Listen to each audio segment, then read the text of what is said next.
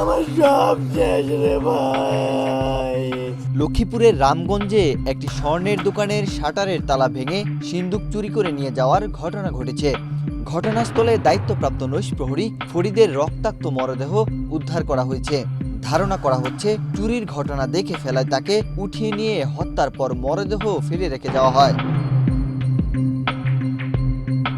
পহেলা মে শুক্রবার দিবাগত রাতের কোনো এক সময় রামগঞ্জ পৌর শহরের পাট বাজারে নিউ আপন শিল্পালয়ে এই ঘটনা ঘটে। সকালে রামগঞ্জ হাজীগঞ্জ সড়কের পাশ থেকে তার মরদেহ উদ্ধার করা হয়। নিহত ফরিদ রামগঞ্জ বাজারে নৈশ প্রহরী হিসেবে কর্মরত ছিলেন। রামগঞ্জ পুলিশ বক্স থেকে পাট বাজার পর্যন্ত তার দায়িত্বরত এলাকা ছিল।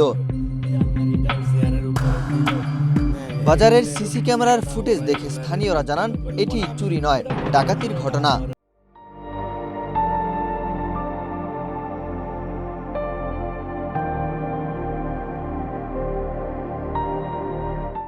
সাদা মাইক্রো নিয়ে তারা ডাকাতি করতে এসেছে।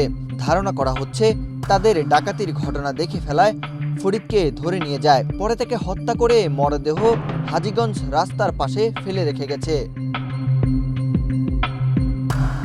ভুক্তভোগী ব্যবসায়ী রূপন শীল জানিয়েছেন, দোকানের শার্টারের তালা ভেঙে চোরের দল দোকানের স্বর্ণ ও রূপার অলংকার সহ সিন্দুকটি নিয়ে গেছে।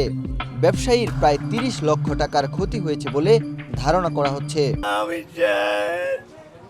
কে আমার এই ক্ষতিটা করলো? আমি তো কাউকে ক্ষতি করি নাই, আমি কাউকে ক্ষতি করি নাই। আমি এরকম সচ্ছল ব্যবসায়ী কোনো, আমি কোনো রকমের ডাইলানি ভাত খাই, আমার ব্যবসা বাণিজ্য খারাপ, আমি কোনো রকমের তিল তিল করে চলতেছি। আমার এই অবস্থা কে করলো, কেন আমার মাথায় বাড়ি দিল? আমি তো কাউকে ক্ষতি করি নাই।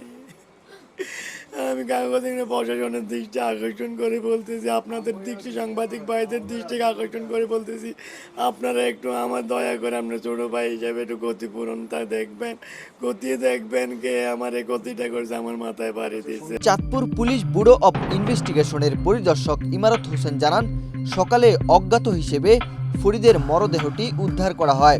পরে তার পরিচয় নিশ্চিত হওয়া যায়। রামগঞ্জ থানার ভারপ্রাপ্ত কর্মকর্তা ফিরোজ উদ্দিন চৌধুরী বলেন, চুরির ঘটনায় ঘটনাস্থলে পুলিশ পাঠানো হয়েছে। কত টাকার মালামাল চুরি হয়েছে তা নিশ্চিত হওয়া যায়নি।